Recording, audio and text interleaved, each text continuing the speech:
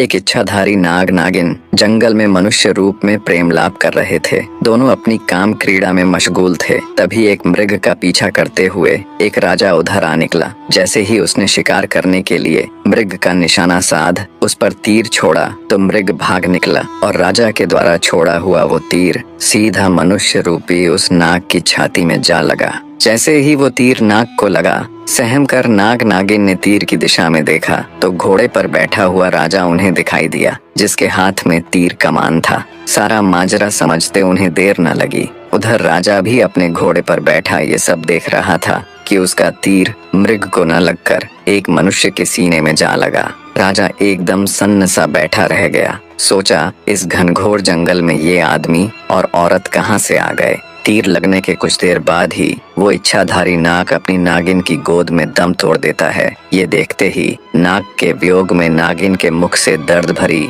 जोरदार चीख निकली। पूरा जंगल उसकी चीख से थर्रा उठा। रोती बिलखती नारी को देख असमंजस और अपराध बोध से घिरा राजा जब अपने घोड़े से उतर उनकी तरफ चलता है, तभी उसने देखा मृत्युप्रांत मनुष्य रूपी इच्छाधारी नाग अपने असली रूप में आ जाता है। ये देख राजा के पैरों नीचे से जमीन खिसक जाती है। उसे समझते देर न लगी कि ये तो इच्छाधारी नाग नागिन का जोड़ा था। अपने मरे हुए नाग पति को अपने गले में टांगे नागिन जोर जोर से रुदन करती हुई भयंकर गर्जना के साथ बोली, हे पापी मनुष्य, आज जिस प्रकार मैं अपने पति के वियोग में तड़प रही हूँ, एक दिन तेरी पत्नी भी तेरे वियोग में ऐसे ही तड़पेगी। ये सुनते ही राजा का चेहरा एकदम फीका पड़ गया। वो नागिन से बोला, हे नागिन, मुझे क्षमा करे, मैंने तुम्हें नहीं देखा, मुझसे बहुत बड़ी भूल हो गई। राजा की बात सुन दहकते अंगारों सी आंखें लिए मनुष्य रूपी इच्छाधारी नागिन बोली, पापी मनुष्य, भूल नहीं, अपराध किया है तूने। हत्यारा है तू मेरे पति का, जिसके लिए मैं तुझे क्षमा नहीं बल्कि मृत्यु दंड दूंगी। मैं अपने मरे हुए पति की कसम खाकर ये प्रण करती हूँ कि आज से ठीक 9 दिन बाद नाग पंचमी के दिन मैं तुम्हें दसकर अपने पति का बदला पूरा करूंगी। नागिन की बात सुनकर तो जैसे राजा का हृदय फट गया।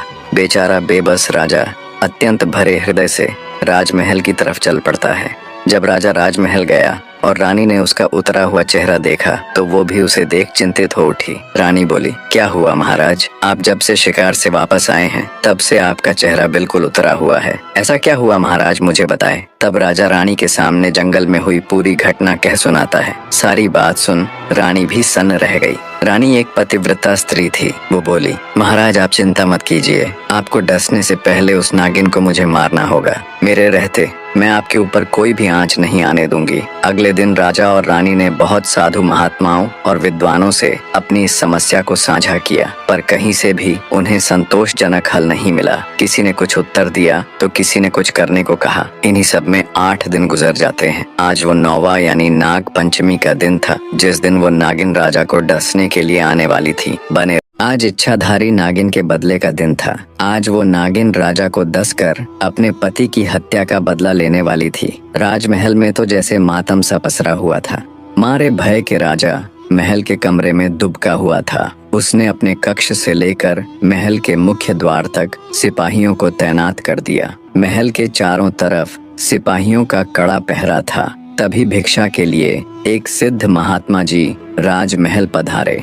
महल में पसरा हुआ मातम देख जब महात्मा जी ने द्वारपालों से कारण पूछा तो द्वारपाल ने सारा किस्सा महात्मा जी को कह सुनाया। द्वारपाल की बात सुन महात्मा जी बोले, तुम मुझे फौरन अपनी रानी के पास ले चलो। तब एक द्वारपाल अंदर गया और उसने महारानी को बाहर उस महात्मा के आने का किस्सा बताया। द्वारपाल की बात सुन महारानी खुद ही राजमहल के द्वार पर गई और सम्मान पूर्वक महात्मा जी को राजमहल के अंदर ले आई। उन्हें अच्छे से जलपान कराया और हाथ जोड़कर बोली, हे साधु बाबा, आप हमारी विपत्ति से भली भांति परिचित हो चुके हैं, अब आप ही कोई युक्ति बताएं महाराज। महारानी की बात सुन साधु जी बोले, सुनो बेटी, इसका एक उपाय तो है पर पक्का नहीं है कि वो इच्छाधारी नागिन तुम्हारे पति को छोड़ ही देगी। साधु की बात सुन महारानी बोली, कृपया हमें बताए साधु महाराज, वो क्या उपाय है। तब साधु बाबा ने बताना आरंभ किया, सुनो बेटी, सबसे पहले तो ये महल के चारों ओर जो इतना सख्त पहरा है इसे हटवा दो। जितने भी सिपाही राजा की सुरक्षा में तैनात है उन्हें भी वहां से हटा दो।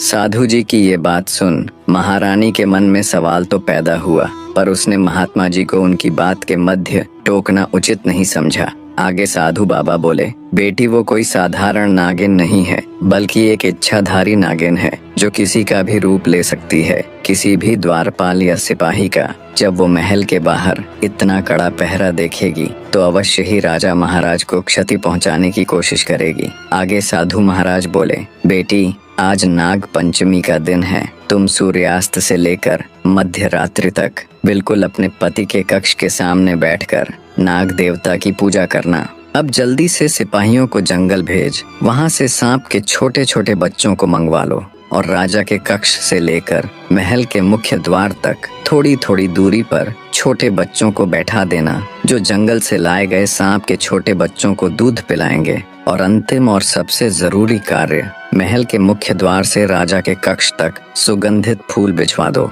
इतनी युक्ति बता। साधु बाबा बोले, बेटी बस एक यही रास्ता है जिससे उस इच्छाधारी नागिन का हृदय पिघल सकता है। कहते हैं बैरी यानी शत्रु का आदर करना चाहिए। इतनी बात बता साधु महाराज महल से चले जाते हैं। रानी ने साधु के बताए अनुसार ही सारी व्यवस्था कर दी। राजा के सुरक्षा में तैनात सभी सैनिकों को हटा दिया। महल के चारों ओर से भी सिपाहियों का पहरा हटवा दिया। राजा कक्ष से लेकर महल के मुख्य द्वार तक ताजे सुगंधित फूल बिछवा दिए और खुद राजा के कक्ष के द्वार पर बैठकर नाग देवता की पूजा करने लगी। जब रात्रि का पहला पहर शुरू हुआ तो वो इच्छाधारी नागिन राजा से अपने पति की हत्या का बदला लेने के लिए एक इच्छाधारी नागिन राजा को दस कर उसे मारने के लिए जब राजमहल के मुख्य द्वार से अंदर जाती है तो वो दंग रह जाती है। उसने देखा महल के मुख्य द्वार से महल के अंदर तक अत्यंत खूबसूरत और नाना प्रकार के सुगंधित फूल रास्ते में बिछाए गए हैं। फूलों के स्पर्श और उनकी महक से नागिन मंत्र मुग्ध होती हुई आगे बढ़ती है और सोचती है, मैं तो ये सोच कर आई थी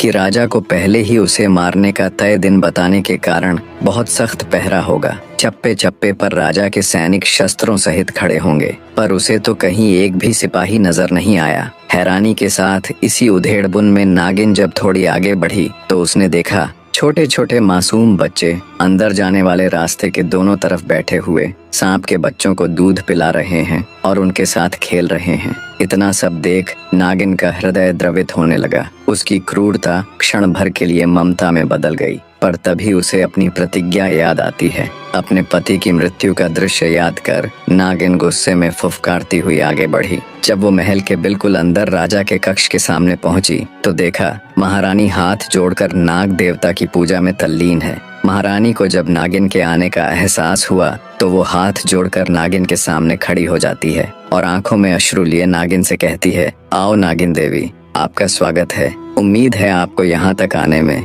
किसी प्रकार की तकलीफ नहीं हुई होगी। हे नागिन देवी, मैं भली भांति परिचित हूँ कि आप यहाँ किस उद्देश्य से आई हैं। मेरे पति से अनजाने में ही सही, पर हुआ तो बहुत बड़ा अपराध है, इसलिए मैं आपको उन्हें डसने से बिल्कुल भी नहीं रोकूंगी। पर मेरी आपसे एक गुजारिश है, आप मेरे पति को डस कर उनके प्राण हरे, उससे पहले आप मुझे भी डस ले। मैं एक पतिव्रता स्त्री हूँ, मैं ये कदापि नहीं देख सकती कि मेरे जीते जी मेरे पति को कुछ भी हो जाए। इतनी कहानी कह दैत्य दंभिकासुर राजा विक्रमादित्य से पूछते हैं, बताओ विक्रमादित्य, क्या वो नागिन राजा को डस कर अपने मरे हुए पति की खाई हुई कसम पूरी कर अपनी प्रतिज्ञा निभाएगी या नहीं। दोस्तों, कहानी में आगे बढ़ने से पहले और राजा विक्रमादित्य का जवाब सुनने से पहले ये सवाल आप सब के लिए भी है। दैत्य दंभिकासुर के प्रश्न का जवाब देते हुए राजा विक्रमादित्य बोले, नहीं दुष्ट राक्षस, वो नागिन राजा को नहीं डसेगी, क्योंकि जब उसने महल में प्रवेश करते समय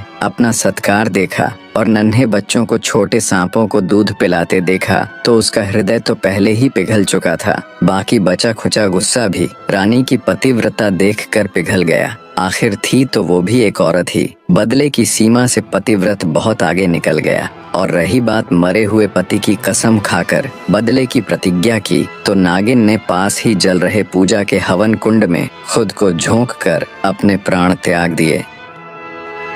अब ना वो जिंदा रहेगी और ना उसे अपनी प्रतिज्ञा पूरी करनी पड़ेगी। विक्रमादित्य का जवाब सुन दैत्य दंभिकासुर निराश होते हुए बोला, तुमने ठीक कहा, तुम वाकई में बहुत बुद्धिमान हो राजा विक्रमादित्य, पर अभी भी मेरे 4 सवाल बाकी हैं। एक उम्मीद के साथ कि राजा विक्रमादित्य कहीं तो उसके सवालों में उलझेंगे, अपनी अगली गुत्थी कहना आरंभ करता है। सुनो राजा,